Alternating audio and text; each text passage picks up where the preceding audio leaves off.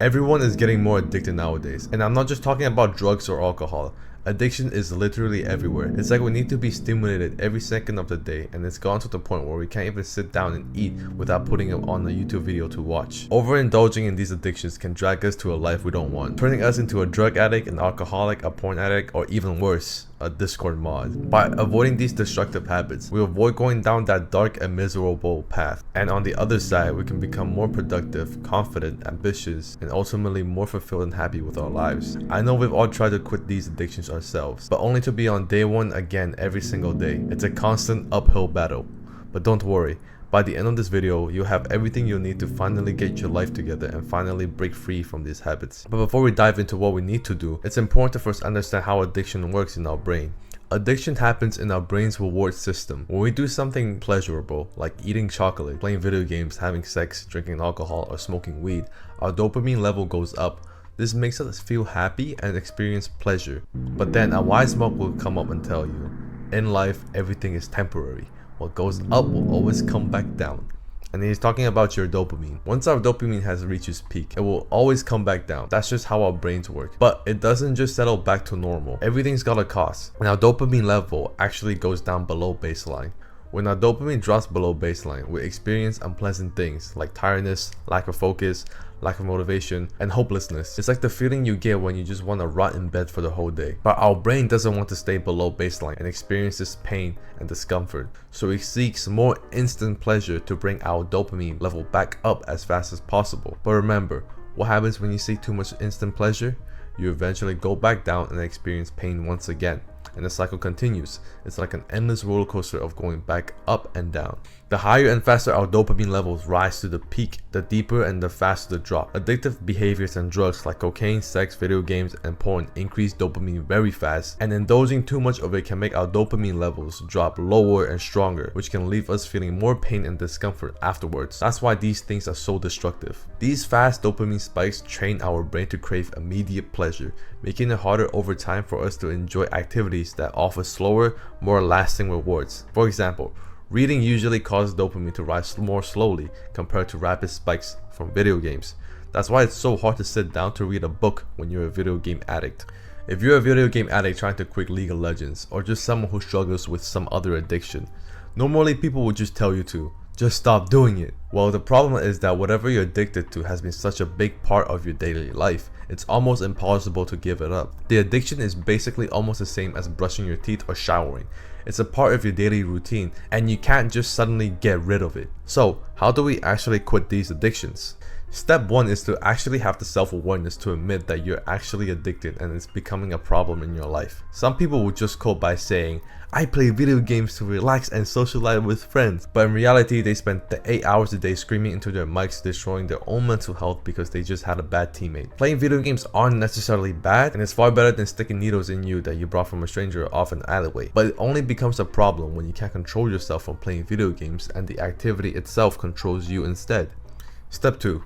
I used to spend my days glued onto my chair, frying my dopamine receptors and my mental health with League of Legends. But one day, I realized that this was actually becoming a problem. I had nothing going on in my life, my body looked malnourished, I haven't touched grass in weeks, and I wasn't happy with the way I was living. I knew I needed to change, so I started to really get into working out. I eventually noticed that I've slowly played less video games. I was spending more time working out and just didn't have much time for video games anymore. I was also spending more time learning about fitness by watching videos on YouTube, which took up more time away from video games. I even started to get my dopamine from the workout itself, since I always felt good at the end. I was also experiencing happiness and the pleasure from seeing myself progress. Working out has become my alternate source of dopamine. Instead of going cold turkey and completely eliminating the bad habit, we want to find another alternative source of dopamine that is healthier for you. We want to replace your addiction with something else that raises your dopamine level slowly, like reading, yoga, drawing, or even as simple as socializing with friends. Step 3. However, simply just replacing an addiction with something else may not be enough. Sometimes your addiction is so strong that reading or going to the gym simply just can't replace it. I remember that I would sometimes still catch myself playing League of Legends while I was still doing good habits like consistently working out and reading books. But I still had time in my day to sneak in a few hours of League. However, it all changed when I started this YouTube channel. I started to set goals for myself and I became obsessed with growing on YouTube. I spent all of my time constantly working and thinking about YouTube, which took up all the time I had, and I eventually had no time to play any video game. And video games wasn't fun for me anymore. So we need to find something to be obsessed over about. Maybe it's a certain goal you want to achieve or a new hobby you want to try. This means that you have to explore and create new interests for yourself. By having an obsession, you'll be constantly thinking about it and it will take up mental space in your mind throughout your day. So you won't even have the mental space to think about the thing you were addicted to, since all you think about is your obsession. But still, keep in mind that there will be times where the urge to do the bad habit constantly pops up in your mind. So, a really good tip I personally use is to not think about resisting the bad habit itself. For example, every time I get the urge to play games, I never fight the thought of, don't play video games, don't play, resist, because that will always lead to giving in and doing the bad habit. Instead, I just think of a thought that makes me happy. For you, maybe it's like a childhood memory. Maybe it's your parents pushing you on the swing and you're laughing and you're just having fun. Give this a try. Every time there's an urge, just think of something else other than a bad habit that's pleasant and it makes you happy. Step 4. There are going to be days where the mood just looks like this picture right here, which can make us feel crap for the whole day.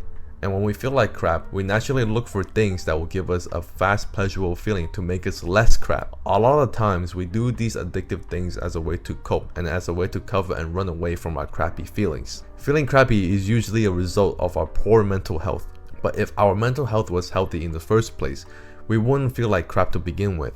And if we never feel like crap, we wouldn't turn to those pleasurable activities to cope with our crappy mental health. Some things you can do to improve your mental health is to meditate, being grateful for little things, talking to people, being in good physical shape, being kind to people, and most importantly, stop playing League of Legends. Step 5. Even after doing all of these things, sometimes I still find myself doing the bad habits like grabbing lotion and going on in the incognito tab to watch adult content whilst playing with my little eggplant. I still had a porn addiction despite me doing other good habits and finally stopping my League of Legends addiction. So, how did I free myself from my porn addiction? Well, I've realized that every time I'm in this phase where there's this girl I really like and I potentially want a relationship with, my urge to go on the hub completely disappears. It's like I became a new person and it feels like magic. It was because I just couldn't see the girl I like being in a relationship with a version of myself that's a chronic fapper. So I had to change my identity to someone else that I think the girl will want to be with. That made me completely stop going on the hub because that's not who I want to be anymore. I had to change my identity. Changing your self-image and your self-identity can be really powerful, since people act in line with the person they think they are. If you think you're someone who's addicted to video games or porn, you will continue to be that person that struggles to quit. But if you think that you're someone who's already got their life together, you wouldn't even think about quitting porn or video games, because a person who's got their life together doesn't have a video game or a porn addiction. So think about the ideal person you want to be and strive to be that person every day. Step 6.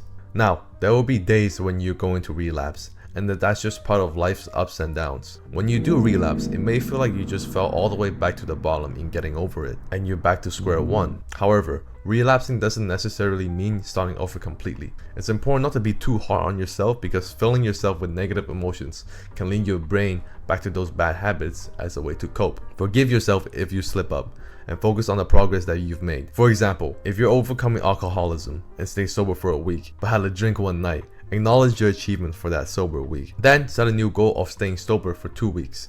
This way, you're always improving and moving forward. I went from playing video games 8 hours a day, fapping every day, and feeling like crap every day, to someone who can actually feel good about themselves and is proud of the progress that they've made so far. Quitting addictions isn't linear and will involve some trial and error.